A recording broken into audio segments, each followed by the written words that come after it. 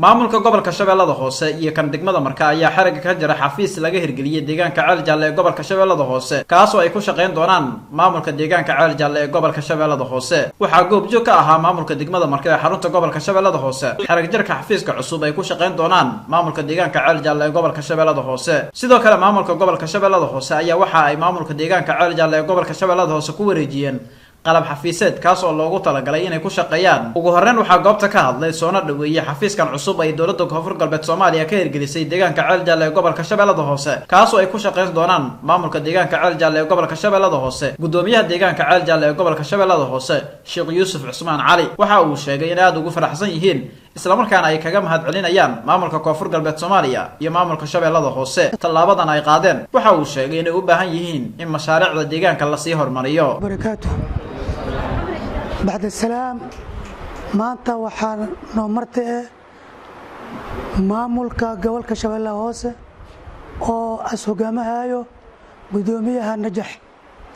waxa kale oo noo martay maamulka degmada Marka oo hogaamiyaha gudoomiyaha Waafo waxaan leenahay ku soo dhawaada tuulada Ceel Jaalle ama deegaanka Ceel Jaalle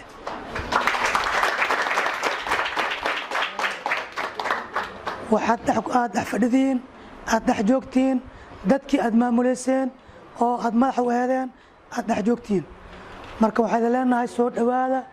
dhawaada magaalada Ceel Jaalle ama deegaanka Ceel Jaalle ku soo dhawaada iyo xiragooska oo laga xiragoohayo xafiiska magaalada Ceel Jaalle ama deegaanka Ceel Jaalle gudoomiye ku xigeenka koowaad maamulka iyo siyaasadda gobolka Shabeellada Hoose Xasan Abuukar Jimcaale Xasan Shiine xarag jarka kadib ayaa waxa uu sheegay in xafiiskan ay ku shaqeyn doonaan maamulka deegaanka Ceel Jaalle ee gobolka Shabeellada Hoose waxa uu sheegay inay horumarin doonaan guud ahaan deegaanada gobolka Shabeellada Hoose marka hore waan salaamayaa